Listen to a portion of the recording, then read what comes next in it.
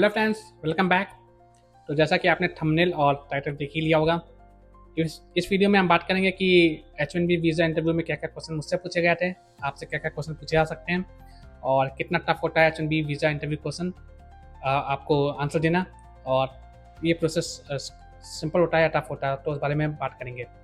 और यकीन मानिए कि इंटरव्यू देने से पहले बहुत दिनों तक मैंने यूट्यूब पे बहुत सारे वीडियोस देखे थे और उसमें इतना कॉम्प्लिकेट कर देते थे, इतना डरा देते थे कि आप बहुत डरे रहेंगे, और मैं भी बहुत डरा हुआ था इंटरव्यू देने से पहले।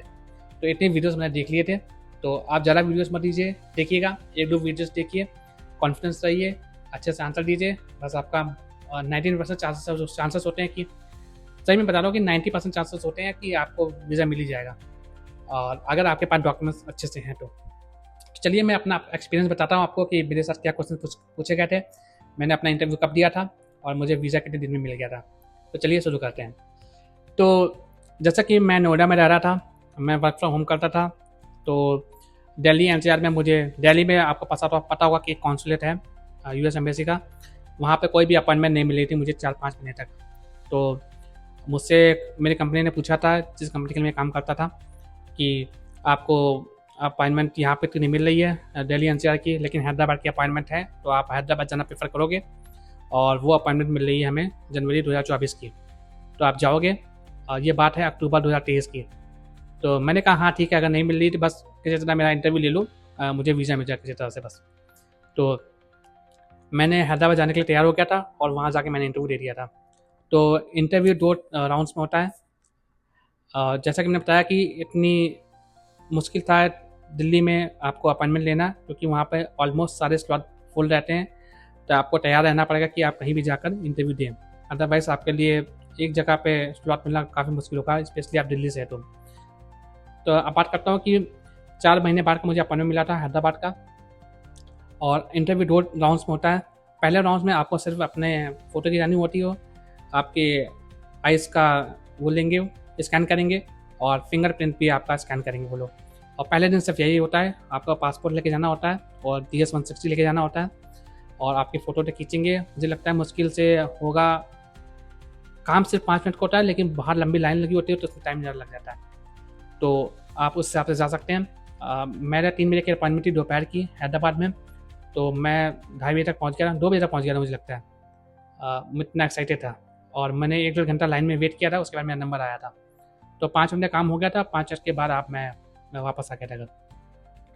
तो पहले दिन सिर्फ 5 मिनट का काम होता है आपका, दूसरे दिन भी आपका सिर्फ 5 मिनट का काम ही होता है, लेकिन आपको लाइन में बहुत लंबा लगना पड़ता है। तो मेरा अपॉइंटमेंट जो था वो सुबह 9 बजे का था, और 9 बजे के इंटरव्यू के लिए मैं 8 बजे ही पहुंच गया था, लेकिन 8 बजे से इतनी लंबी लाइन थी, बहुत ही मुश्किल लाइन थी, और वहाँ पे हज़ारों लोग खड़े हुए थे। और यकीन मानिए जो अंदर इंटरव्यू ले रहे हैं उनके पास इतना टाइम नहीं होता कि हर बंदे को 10-10 मिनट दें। जो हज़ारों लोग बाहर खड़े हैं उनका तो फिर इंटरव्यू नहीं हो पाएगा और वो भी परेशान हो जाएंगे। तो वो इंटरव्यू वाले सिर्फ आपसे 2-3 क्वेश्चन ही पूछते हैं। मेरे से मुश्किल से 4 या 5 क्वेश्चन पूछे थे, मैं आपको बताता हूँ क्या क्वेश्चन पूछे थे, और 4-5 उन्हीं 2-3 मिनट में वो डिसाइड कर लेंगे कि आपको वीज़ा देना है कि नहीं देना है। और मेक श्योर आप सारे डॉक्यूमेंट लेके जा रहे हों, और जो मेन डॉक्यूमेंट है मैं आपको बताता हूँ, DS-160 आपके पास होना चाहिए, पासपोर्ट होना चाहिए, DS-160 पासपोर्ट, उसके बाद आपके पास होना चाहिए LC होना चाहिए आपके यहाँ, ये आप ऊपरी रखिएगा ये सब। उसके बाद आपके पास होना चाहिए H1B पिटीशन जो अप्रूव है आपकी USCIS से, और सारे डॉक्यूमेंट जरूर लेके जाइएगा, वो कोई भी डॉक्यूमेंट मांग सकते हैं। तो मुझसे डॉक्यूमेंट मांगा था यही LCA और H1B पिटीशन। उसके बाद उन्होंने मुझसे पूछा, मैं बताता हूँ क्या क्वेश्चन पूछे थे मुझसे। मेरा नाम कंफर्म किया उन्होंने डॉक्यूमेंट में देख के। उसके बाद मुझसे पूछा कि आपकी एग्जिस्टिंग कंपनी कौन सी है, तो मैंने कंपनी ने बताया। आप किस क्लाइंट के लिए जा रहे हो वो भी बताया। आपको कितना सैलरी मिलेगी वहाँ पर वो पूछा मुझसे, और आप कितने ड्यूरेशन के लिए जा रहे हो ये पूछा मुझसे। और मुझसे पूछा कि कहाँ रहोगे वहाँ जाके, तो वो भी आपको पता होना चाहिए कि आप कहाँ जहाँ रहने वाले हो, और हो सके तो आपके पास होटल नेम अगर आपको ढूंढ सकते हो तो वो भी पता कर लो, क्या पता वो भी पूछ लें आपसे कि वहाँ पे कहाँ रहने वाले हो। तो ये क्वेश्चन मुझसे पूछे गए थे, और ये बेसिक से क्वेश्चन होते हैं। आप यकीन नहीं मानेंगे कि मेरा जब नंबर आया था मुझसे पहले बहुत सारे लोग खड़े थे, और मेरी लाइन में काफ़ी लोगों का रिजेक्ट कर दिया था, और मेरी वाली बगल वाली लाइन में लोगों का अप्रूव हो रहा था। तो मैं सोच रहा था किस्मत मेरी ख़राब है, कि मैं इस लाइन में आ गया, मुझे उस लाइन में होना चाहिए था, उस लाइन में सबका वीज़ा अप्रूव हो रहा है।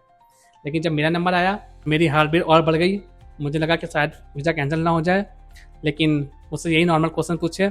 उसके बाद सबसे अच्छी बात तब होती है जब वो आपका पासपोर्ट ले लेगा और आपसे बोलेगा कि यू कैन गो, और आपका पासपोर्ट जो है वो 7 दिन के अंदर आपके घर पे पहुंच जाएगा।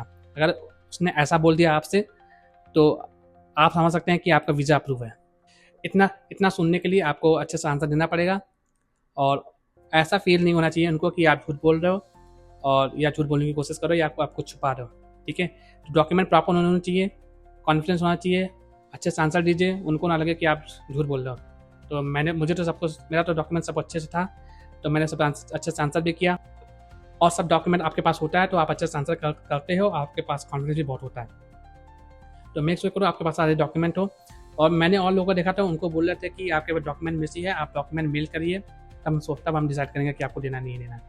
तो कुछ लोगों से पासपोर्ट रख के उनका डॉक्यूमेंट भी मंगवा रहे थे, तो ऐसा भी होता है। तो इस तरह से मेरा इंटरव्यू हुआ था, और यकीन मानिए कि जब मुश्किल से 2-3 मिनट मुझे बोला था, और मेरे फिंगरप्रिंट भी चेक किए थे उन्होंने इस इंटरव्यू के साथ साथ, और 3 मिनट में मुझे कहा कि आप जा सकते हैं, पासपोर्ट रख लिया, और मुझसे बोला कि 7 दिन के अंदर आपका पासपोर्ट आ जाएगा। मुझे लगा 7 दिन के अंदर पासपोर्ट कैसे आएगा, कहाँ आएगा, कैसे पता इनको।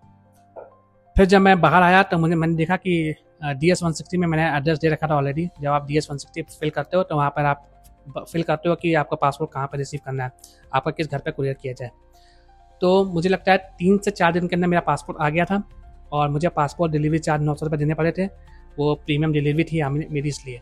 तो 3 दिन के अंदर मेरा पासपोर्ट मेरे घर पे आ चुका था। तो बस इतना सिंपल स्टेप था। देखिए कितना इजीली मुझे पासपोर्ट मिल गया और वीज़ा मिल गया US का। और मैं आपसे कहूँगा बिल्कुल भी घबराने की ज़रूरत नहीं है। मुझे पता है सबको डर लगता है कि मेरा अप्रूव होगा या रिजेक्ट होगा, लेकिन आपके पास प्रॉपर डॉक्यूमेंट है तो आपको 99% चांस है कि आपका वीज़ा मिल ही जाएगा। अगर आपका डॉक्यूमेंट कुछ मिसिंग है या आपने कुछ झूठ बोलने की कोशिश की है तभी आपका वीज़ा रिजेक्ट होगा। तो इस तरह से मुझे वीज़ा मिल गया था। 2025 चल रहा है अभी, और मुझे वीज़ा मिला था 2024 में, तो 1.5 साल ऑलमोस्ट हो चुके हैं। जुलाई चल रहा है अभी 2025 का, 1.5 साल पहले मुझे वीज़ा मिल गया था। तो मुझे रिसेंटली मिला है आप कह सकते हैं। तो 1.5 साल में मिला था मुझे, लेकिन मैं US में अभी 4-5 महीने से ही हूँ, 4-5 महीने हुए हैं। तो ये तो था मेरा एक्सपीरियंस। होप आपको वीडियो पसंद आया होगा, और मैं अभी आपसे भी कहूँगा कि घबराइए मत। अगर आप इंटरव्यू के जा रहे हैं, आपका इंटरव्यू शेड्यूल हो चुका है या 1-2 दिन में आपका इंटरव्यू है, तो जाइए आराम से इंटरव्यू दीजिए, बस झूठ मत बोलिए। डॉक्यूमेंट आपके पास सारे होने चाहिए। मुझे तो एक इतनी मोटी डॉक्यूमेंट की लिस्ट मिली थी, वो सारी लेके गया था मैं, लेकिन 3-4 डॉक्यूमेंट मैंने ऊपर रख लिए थे, और वो डॉक्यूमेंट उन्होंने मुझसे मांगे थे और मैंने तुरंत निकाल के दे दिए थे। तो वो डॉक्यूमेंट आप ऊपर ज़रूर रखिएगा, DS-160, H-1B पेटिशन और LCA। तो ये 3 डॉक्यूमेंट आपके मेन है, पासपोर्ट वही है। तो ये तो था मेरा एक्सपीरियंस। होप आपको वीडियो पसंद आया होगा। अगर आपको वीडियो पसंद आया तो चैनल को सब्सक्राइब जरूर कर लीजिएगा, और अगर आपके पास कोई क्वेश्चन है तो कमेंट सेक्शन में से जरूर पूछिएगा। सिंस मैं US में नया आया हूँ तो मैं आपके क्वेश्चन के आंसर दे सकता हूँ, तो क्वेश्चन जरूर पूछिएगा मुझसे अगर आपका कोई डाउट हो। और अगर आपको वीडियो पसंद आए तो चैनल को जरूर सब्सक्राइब कर लीजिएगा। मिलते हैं आपसे एक नए वीडियो में, तब तक के लिए बाय, टेक केयर।